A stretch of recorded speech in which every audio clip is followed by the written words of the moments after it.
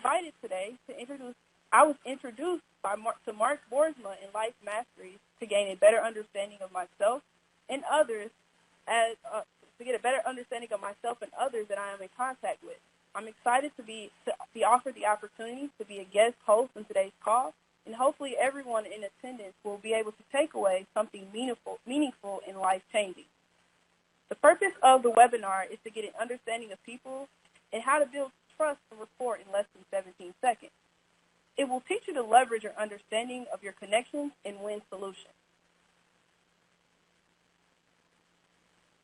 So you may be asking yourself what others are thinking. So Tom Coons, former president of Century 21, as the president of the largest real estate franchise in the world, I've seen a lot of systems, tools, and resources. I have never experienced anything like the psychology of people. It is helping me in every area of my life, and I am sharing it with everyone I know. Another representative, Mr. Peter Miles, he states, as a board member of BMW, I've traveled the world, experienced some of the most amazing people and business systems. There are no words to describe the psychology of people. There is nothing even close to it.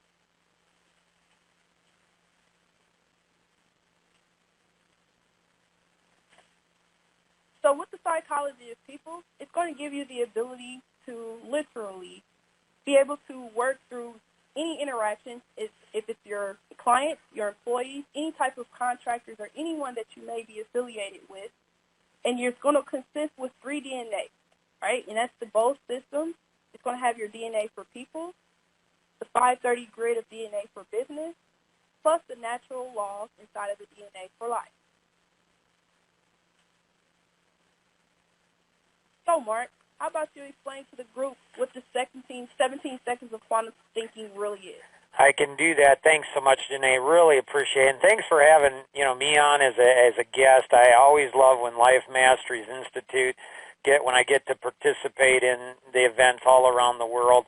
They're just an amazing nonprofit organization, really focused on helping community-based organizations partner with business organizations, and they've developed like the coolest mobile app on the planet. And you can literally test it. So if you go to www.life-gps.org, that's life-gps.org, literally in 17 seconds, it'll tell you your personality. It's absolutely amazing. It looks at, not only the 4 major personalities, but if you look at the primary and secondary, there's 16. If you look at 3 levels, there's 64. If you look at 4, there's 256. Between the GEO and the pain quadrant test, there's 65,536 possible combinations, and it tests you in 17 seconds. Like, how cool is that? So which of these 4 shapes would you tend to like the most? A cube, a pyramid, a wavy line, or a ball? Again, which of these 4 shapes would you like the first, second, third, and fourth? If you do it on the mobile app, you just touch on it, like 1, 2, 3, 4. It's like coolest thing. Once you do that, then you go to the next question. It's called the pain quadrant test. Which of these four things would cause you the most frustration? Things being out of order, out of control, boring or not fun, or conflict with others. Again, 1, 2, 3, and 4. It's that simple. Like, how cool is that? And then what it'll do on the app, it'll bring up like these different videos that'll tell you your personality, your primary personality, secondary personality. It's so much fun. So that's all it is. That's how easy it is. Questions, Paul or Janae? No, that sounds really awesome, Mark. Cool. Paul, did you have a question? A thought? I sense this energy, Paul. Do you have a thought or question? Did we lose Paul? Paul, where did Paul go? Hey, Mark. Yeah, I do have a question. Okay. And so, and I have a backup question. So regarding the quantum thinking, as an international speaker, international author, you travel the world. You have a lot of experience with a lot of people, a lot of cultures. Do you find that this test is about the most accurate tool you've ever seen? Well, it is. It's crazy. Like I've been, studying this for over 30 years, presenting all around the world.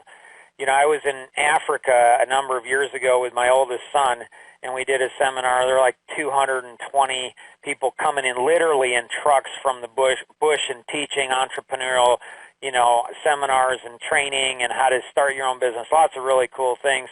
And they loved it. I mean, I've been over to, Egypt and Israel and Russia, and everywhere I go, it is so accurate. People are just, it's crazy. And what's really fun is somebody, I live in the Chicago area, and I've got a friend, and she's from China.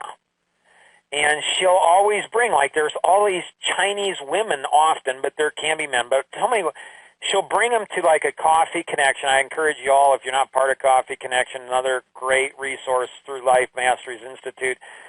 But she'll go, Mark, can you do that thing? And so I go ahead and, ask them these questions, and then I say, and I don't even know Chinese, and they don't know English. And they start laughing and giggling, and they're like, this is so accurate. So yes, it's the fastest, most accurate, most thorough. It blows people's minds on how quick it'll look at different aspects of it and how accurate it is. Perfect.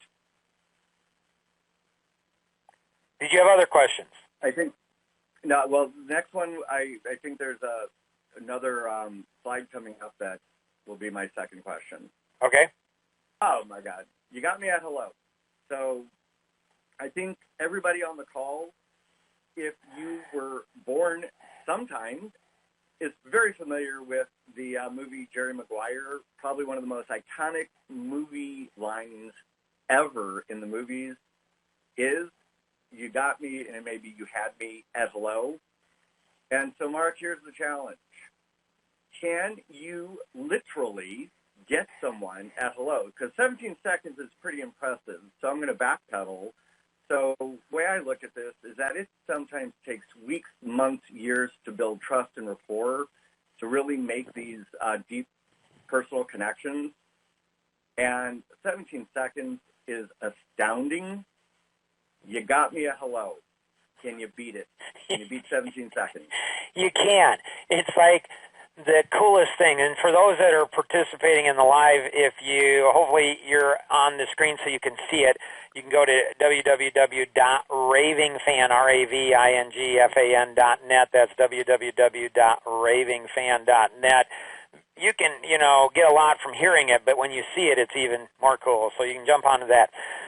So yes, I can, based on answering the phone, I can identify somebody's personality based on hello. Now, what's really cool is when I do this, it's like the wildest thing, because once you identify their personality, their strengths, weaknesses, what they like, what they don't, turns them on, turns them off, if they're married, who they're married to, conflict of marriage, what to say, when to say it, how to say it. You know more about them literally than they know about themselves. Like, it's the wildest thing. Like, every week somebody's saying, man, and they've never met me, I've never met them, I don't know anything about them. But when I share with them maybe some propensity, some things that they have, they're like, Mark, you know me better than my mom. How do you do that? What's really freaky is within a couple minutes, I go ahead and I will say, your dad wasn't like a firstborn, was he, by any chance? Your mom wasn't like a lastborn. And they're like, whoa! So it is. It's all a science, and it's all very teachable. So we're going to go ahead and take just a couple minutes to teach you how to do this because it's a lot of fun. Essentially, there's two questions that you're asking yourself about the individual. Is the individual you're talking to on the phone more assertive or less assertive? So are they more assertive or less assertive? So if they're more assertive, they're going to tend to choose the pyramid or the wavy line, or they'll choose things being most frustrating, out of control, or boring. So they're going to go to the right if they're more assertive. Now you might say, well, what if you don't know if they're more assertive or less assertive? Well, you do know. If you ask yourself, is this person more assertive or less assertive? And you say, I don't know. You now know. Because more assertive people, you're going to know they're more assertive. And so less assertive people, you might not know. You're like, well, I don't know if you're not sure if they're more assertive or less, they're probably going to be less assertive. Less assertive people will tend to choose the cube or the ball, or things being out of order, or things being or at conflict with others. Now, if you're kind of thinking, if you're a cynic, if you're a skeptic, and you're like, I don't know, I don't like any of this stuff. It's okay. We'll explain your personality a little bit later in the event tonight. And so we'll explain it a little bit later. So there's kind of a fifth personality. It's a chameleon personality. They typically don't like the test. They're like, it doesn't work. Or they say, I don't know. Like, I can't figure out. So if you kind of don't know, you're like, or you see yourself as everything, like, I don't know, or I don't like the test, it's okay. That's a special personality. We'll explain to that, more in just a second. When they say hello, what you're looking for or listening for is you're listening for how quick they move. Like, how quick do they say it? So if they say it really fast to kind of get it out of the way, like they have to say something, hello? Like if they say it really fast and it has no significance, it's just like, get this, get on with it, it's probably a driver personality or a pyramid.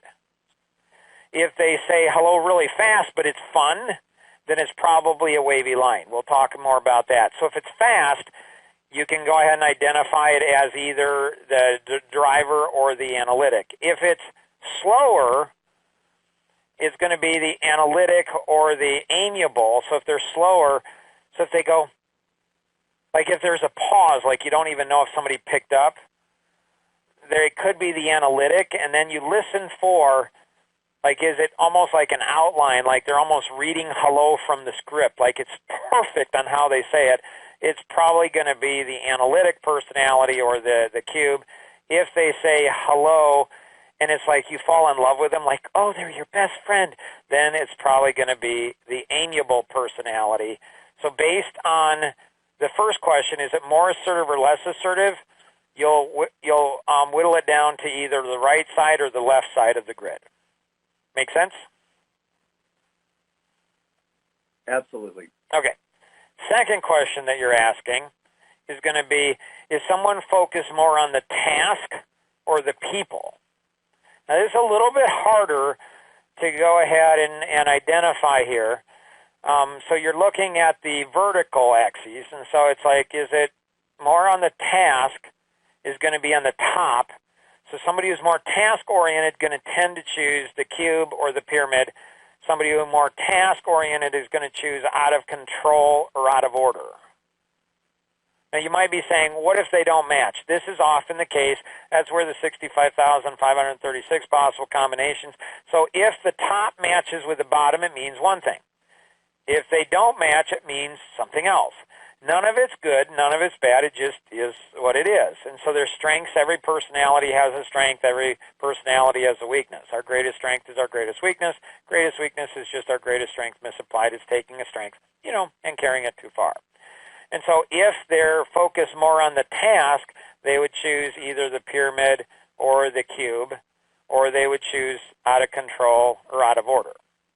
If they focus more on the people side, they're going to be either the wavy line or the ball, the boring and not fun, or conflict.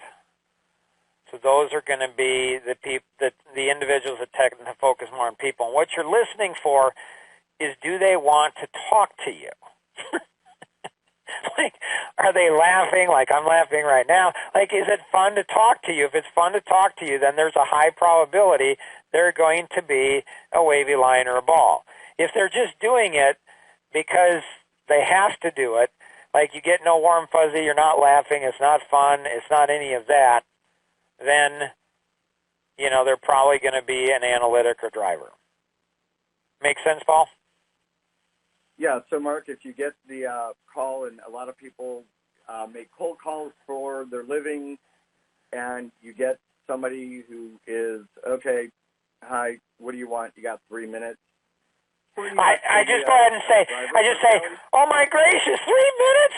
That's awesome. I was expecting about a minute and a half. You are a generous person. So that if they tell you you have 3 minutes, you're talking to a driver, because none of the others will tell you that. So what you do with the driver personality, you immediately, they like a challenge. Like they like to be challenged. Like it's almost like a competition. Are you worthy of them? So they'll crush you. They'll vaporize you. They'll go ahead. They want to just beat you down. And so what you do is you laugh. You laugh and say, 3 minutes? I don't need 3 minutes. And then you just go right back at them, and they're like, wow. I'm impressed. Like, no, they're not, you shock and awe them, and immediately you've got respect from them. It's absolutely mind-blowing to me that this has not been discovered by, well, people on the call now are discovering it, that this hasn't been discovered earlier or used more often. Because for me, if it takes me, 2 months to build rapport slowly, and I can build trust and rapport literally at hello, win-win. And then you get into the whole, leveraging that relationship for mutual, benefit. It's wow. Sorry, Mark, this is a goosebump moment for me. I know you hate that, but this is just. Well, it's what's cool about it is most of the tests out there make money based on the test. So they obviously have to make the test complicated enough, because if you could do it without the test, well, then you don't need them. So they have to make it complicated. But for people, in sales, or people talk to people, or people need, you can't give them 30, 40, 50 questions. You can't take an hour or two.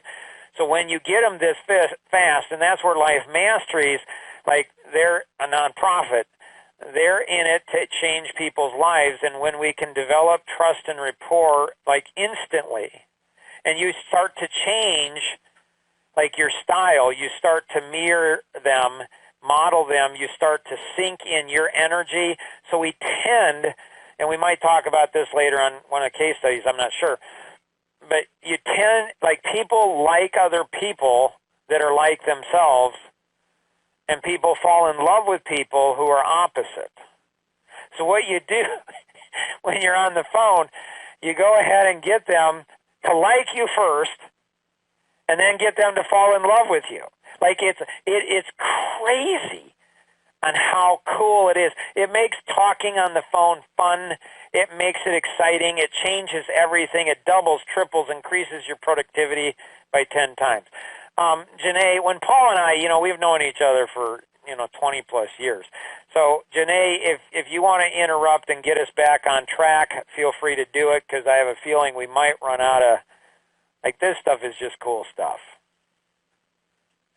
So. I'm going to have to agree myself, Mark. It brings me to the last piece that you mentioned. You want people to essentially, like you. And it brings me back to one of the first lessons in sales that Paul actually trained me. The number one reason why people buy is because they like you and they trust you. So it all goes into play when you're thinking about, really learning and reading someone's personality, and to get a good feel if they're actually liking you, because that's half the battle of making that sale with that person. See, this stuff blows my mind. Like if you take 16 personalities, 1/16, so that's primary and secondary personalities. That's 6.3%. The average sales closing ratio in all industries all around the world is about 10%. So the average person can go ahead and sell to, 10% of, or 6.3% of the population. That's not a whole lot more, less than 10%. So I've seen salespeople double their sales just based on understanding this, because this is what's really cool about it, is each of the 4 personalities, what gives one personality pleasure will actually give another personality pain, like opposites attract. So with the analytic, if you don't understand, if you're an expressive personality, they may fall in love with you, but, if you're a wavy line, but they'll never like you. Like they won't, in sales, you won't ever get past the door. So the analytic, the cube, or out of order, they like to dot their I's and cross their T's, make sure everything is done properly in order. So our biggest strength is our biggest weakness, and our greatest weakness is just our biggest strength, greatest strength misapplied. It's taking too far. So the analytic, they trust you, and so you have to change. If you're a pyramid or a wavy line, if you're a driver or an expressive personality, you got to slow down. It's like you're talking in an outline format. Step A, step B, step 1, 2, 3. Step C, step D is work with me. So if you don't alter how you talk to an analytic, they won't trust you. So how you build trust with the analytic personality is totally different than how you build trust with any of the other three. If we look at the driver personality next, what's their greatest strength and weakness? Drive, assertiveness. We make things happen if we're a driver. So drive, assertiveness, make things happen. Weakness, drive, assertiveness, make things happen. These are the individuals that might tend to kind of run you over. Like, they'll be honest and direct with you. What's weird is if you're a driver, you think you're the most trustworthy person because you're just going to be direct, and really you are. But if you're two driver, people won't trust you because you're too direct. I mean, it's weird to drivers. It's like, wow, that's kind of weird. And so a driver needs to learn how to alter that directness a lot. Otherwise, you're going to vaporize people. Trust me, I have a few drivers in my life, and man, they're tough. They're tough as nails. The next is going to be the expressive, which again is more assertive like the driver, but more focused on the people like the amiable. And, our energy as expressives is our positive, our strengths are our energy, excitement, and passion. So we're just tons of energy. So our greatest strength is our energy, excitement, and passion. And so our weakness is our energy, excitement, and passion. And so sometimes we might go ahead and get, a little too aggressive. So good friend Tom Kuntz, he and I co-authored a book, Community Business Partners.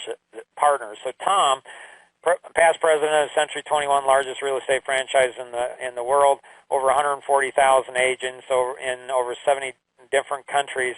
And he said when he went through, there's an online course, and when he went through the course, he said, Mark, I've never seen anything that's anything as powerful and as fast as what this is. He said, this is absolutely insane. He was an expressive personality.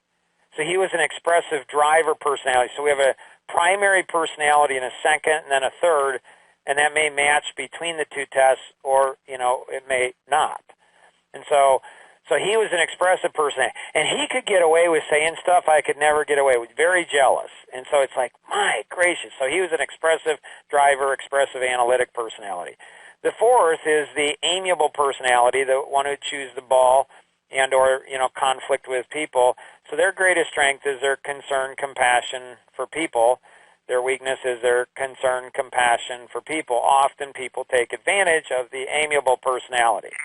The amiable personality, because they don't like conflict, may not be honest. They don't think of it as dishonest. They think of it as telling, sparing your feelings. So I'm not saying they're lying to you. They don't look at it as lying.